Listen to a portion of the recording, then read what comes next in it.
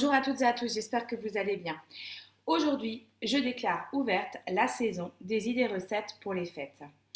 Oui, vous allez pouvoir découvrir tout au long des semaines jusqu'à Noël des idées pour pouvoir mettre les petits plats dans les grands lors de vos fêtes de Noël et de Nouvel An. Pour démarrer justement ce marathon des recettes de fin d'année, je vais vous proposer une recette que vous pouvez décliner toute l'année en fonction de vos envies. Je vous propose aujourd'hui de réaliser un pâté en croûte. Le pâté en croûte, en fait, chaque région française a sa propre version. Tout le monde a sa version du pâté en croûte. Je vous propose dans cette vidéo une recette d'Hubert Metz, un de nos célèbres cuisiniers étoilés alsaciens. Je l'ai donc adapté au Thermomix avec mes petites touches personnelles, bien évidemment. Et qui plus est, n'oubliez pas, jeudi 18 novembre, nous avons le Beaujolais nouveau qui arrive. Donc pour vos soirées Beaujolais, ce pâté en croûte accompagnera à merveille vos soirées entre amis. Je vais commencer par réaliser la torréfaction de mes noisettes. J'aime bien avoir un petit peu de croquant dans mon pâté en croûte, donc j'ai prévu de mettre au four 130 g de noisettes pour pouvoir les torréfier. Donc j'ai préchauffé mon four à 180 degrés et on est parti pour une torréfaction entre 8 et 15 minutes. Il faut bien les surveiller et ne pas hésiter à les bouger un petit peu lors de la cuisson. Pour donner du goût à votre pâté en croûte, il y a une étape dans votre recette qui est très importante, c'est la marinade de votre viande. En viande, je suis partie sur 600 g de veau et 600 g de porc que j'ai émincé en lanières, voilà, et que j'ai mis dans mon saladier. On va maintenant préparer la garniture et l'assaisonnement de notre viande pour la marinade. Je vais commencer par mettre dans mon bol 50 g d'échalotes et un petit peu de persil. Au niveau des herbes, à vous de choisir. Moi, j'ai prévu ici du thym frais ainsi que du laurier et du persil. Vous pouvez aussi penser à la sarriette, à l'estragon, libre à vous. Et j'émince mon échalote et mon persil pendant 5 secondes à la vitesse 5. Mon échalote et mon persil sont bien émincés. Je les rajoute à ma viande. Donc au total, j'ai 1 kg de viande. Là, on est parti pour un pâté en croûte pour 10 personnes, ça fait une belle quantité. Mais généralement, quand on reçoit pendant les fêtes, on a des grandes tablées, donc je suis partie sur une grande quantité. N'hésitez pas à diminuer la recette par 2, voire par 3, en fonction de la taille du pâté en croûte souhaité. Je vais rajouter à ma viande 2 feuilles de laurier, 2 clous de girofle, 2 cuillères à soupe de vinaigre.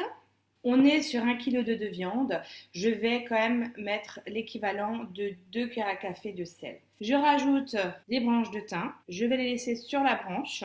L'objectif, c'est de les enlever lorsqu'on transvasera la marinade dans nos moules à pâté en croûte. Ça fait 5 minutes que mes noisettes sont au four, on entend le petit bip. Je vais un petit peu bouger mon plat pour homogénéiser la torréfaction de mes noisettes. Et bien sûr, je poivre à votre convenance. Mes noisettes sont torréfiées. À la sortie du four, je les mets sur un torchon propre et je vais ici frotter mes noisettes à l'aide du torchon pour enlever l'excédent de peau. On regarde, la peau s'enlève au fur et à mesure. Et là, j'ai déjà une noisette qui est émondée et torréfiée en même temps. Voilà, mes noisettes ont libéré leur peau. Même si vous avez quelques noisettes qui sont un petit peu récalcitrantes, c'est pas grave, ça ira aussi. L'objectif ici, c'était vraiment de torréfier les noisettes. Et je peux vous assurer que ça sent très bon. Et mes noisettes, je vais les rajouter à ma farce. Tous mes ingrédients y sont. Il manque une chose et non pas des moindres, votre vin blanc. Là, je suis partie sur du Riesling, donc un vin sec. Et c'est celui qui va finaliser la saveur de votre pâté en croûte. La phase de la marinade est très importante. Et là, je vais me rajouter donc mon vin blanc. Alors, au niveau de la quantité, on peut aller jusqu'à 1 litre de vin blanc. Il faut que ça soit recouvert. Et je vais mélanger ma viande, alors à la main ou à la cuillère, à vous de choisir. Comme je disais, il faut que vos ingrédients soient recouverts du vin et on va reposer notre viande au minimum pendant 24 heures. L'objectif, c'est qu'elle s'imprègne bien, mais vous pouvez aller jusqu'à 2 à 3 jours de marinade au frigo.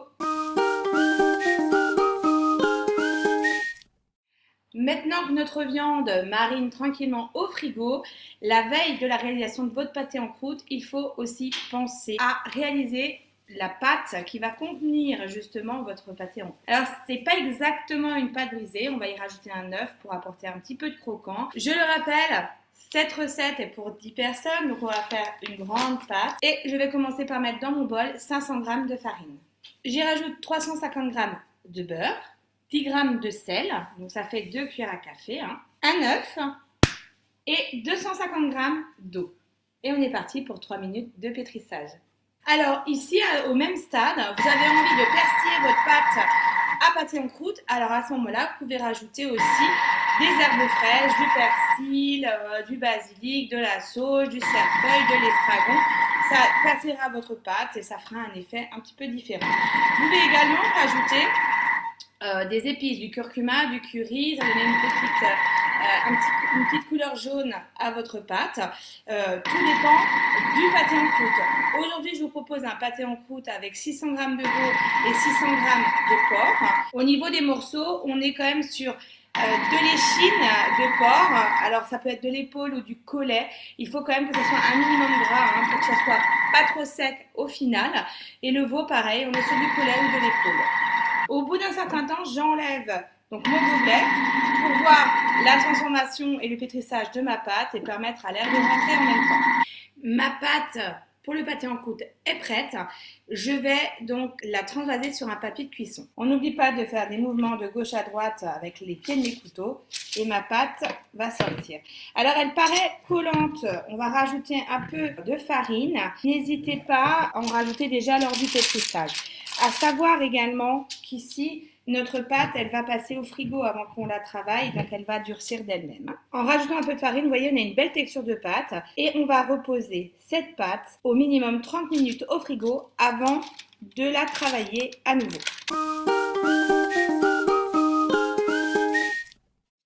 Au bout de 30 minutes, j'abaisse ma pâte à la sortie du frigo et je vais la rabattre un petit peu. Alors ça fait penser un petit peu au pliage de la pâte feuilletée, mais l'objectif est de la travailler un tout petit peu et de la remettre à nouveau au frigo. Au bout d'une demi-heure, je ressors ma pâte du frigo, je la baisse à nouveau, je la replie et je renouvelle une nouvelle fois la même opération au bout d'une demi-heure. Une fois que vous avez abaissé à 3 reprises votre pâte et replié, vous la laissez au frigo toute une nuit, qu'elle repose au frigo, comme votre viande qui est en train de mariner. On la reprendra au bout de 24 heures pour finaliser notre pâté en croûte.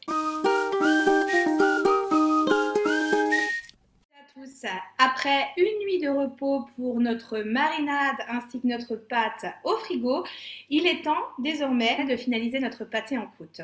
On va mettre dans le bol 300 g de porc qu'il me restait, donc on a utilisé 600 g hier, et 300 g aujourd'hui de porc non mariné. Et là, on va hacher notre viande entre 10 et 20 secondes sur la vitesse 7. Je transvase ma viande de porc hachée. Alors, c'est vrai que quand vous voulez hacher du porc, notamment s'il y a un petit peu de nerfs dedans, veillez à bien la réfrigérer pour qu'elle soit bien froide, à la limite de la congélation. Je vais faire de même avec les 300 g de veau.